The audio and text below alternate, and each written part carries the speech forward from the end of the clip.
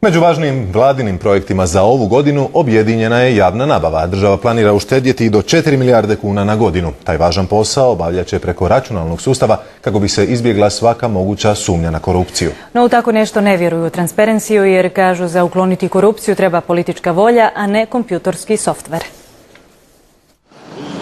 Nabavka službenih vozila primjer je javne nabave koji uvijek izaziva kontroverze. Kako bi se izbjegla pitanja je li baš takav auto nekome potreban, u buduće će posao javne nabave obavljati kompjuterski sustav. Točno će se znati što se nabavlja, po kojoj cijeni, zašto baš od tog dobavljača. U prvom tjednu veljače vlada će razmatrati ponude tvrtki koje nude softverska rješenja. Prednost, na primjer, jednog dobrog softverskog rješenja u tome što bi on onda sam mogao birati najpovoljniju ponudu.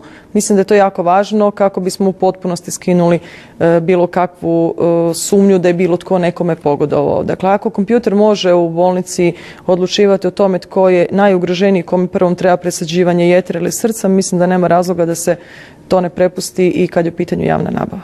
Sada se javna nabava radi u Excelu i Word tablicama. Izgube, kažu u Uredu za javnu nabavu, i po mjesec, dva dok ne prikupe podatke. Nažalost, to je istina da se uz javnu nabavu uvijek povezuje korupcija, ali rad u takvom jednom računalnom okruženju zasigurno će predstavljati jednu povećanu transparentnost. Za korupciju je kriv ljudski faktor, tvrde u Transparency Internationalu, i niti jedan informatički sustav neće ukloniti korupciju.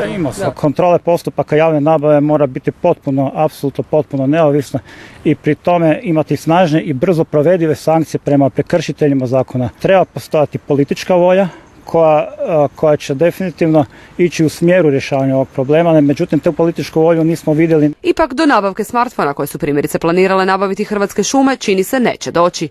Je li to zadnja takva zapravo javna nabava? Da, mi smo čak jedan dio javnih nabava koje smo sada vidjeli da pojedine institucije idu same, zaustavili. Državne institucije imaju objedinjenu javnu nabavu, planirali su proširiti na sve koji se financiraju iz državnog proračuna. Godišnje se troši oko 20 milijardi kuna.